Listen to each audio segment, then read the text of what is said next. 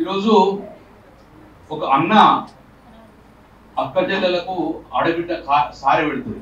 ఎప్పుడు పెడతారు? అయితే రాకెట్ల పొన్నాకన్నా, ఇప్పుడు ఇంట్లో ఓడి బియ్యం పోసుకున్నప్పుడు అన్న, ఆ రోజు కూడా అన్న ఏ చీర పెడుతున్నా చూస్తుంది ఎవరు, ఆ చీర విలువెంతో అడగదు. అన్న ఏది పెట్టినా అది సారెలాగా భావిస్తుంది. అందుకే ఆ సాంప్రదాయాన్ని భారతదేశంలో ప్రప్రదంగా తెరలేపింది కేసీఆర్ గారు. ఆ రోజు కూడా కేసీఆర్ గారు మొట్టమొదటిసారిగా దసరా పండుగకు బతుకమ్మకు అందరూ ఆడబిడ్డలు కూడా బతుకమ్మ ఆడుకోవాలనుకుంటారు. కానీ కొత్త చీర కట్టుకోవాలని, కొత్త చీరతోటి ఆడుకోవాలని అనుకుంటారు. కానీ తెలంగాణలో ఆర్థిక ఇబ్బందితో కొన్ని పండుగలకు కొంతమంది చీరలు కొనుక్కునే పరిస్థితి లేదు.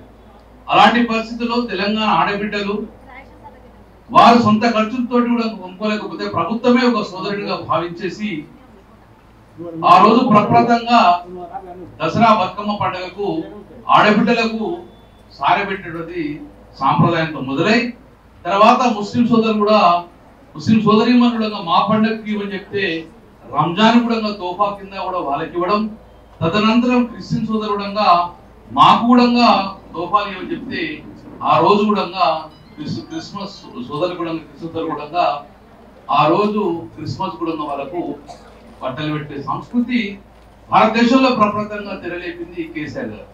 అంటే తెలంగాణలో అన్ని మతాల వారు, అన్ని కులాల వారు తన పండుగలు ఘనంగా ఆర్థికమైన ఇబ్బంది ఉన్నా కూడా ప్రభుత్వమే ఒక సదరుగా భావించి ఆ రోజు తెరలేపిన సాంప్రదాయాన్ని ఈ రోజు రేవంత్ రెడ్డి గారు కంటిన్యూ చేస్తూ ఈ రోజు కూడా మా చిత్రం మీద మా ఆడబిడ్డలకు సారె పెడుతున్నాం అంటే తోబుట్టుకు సారె ఇచ్చినాకే భావిస్తున్నాం.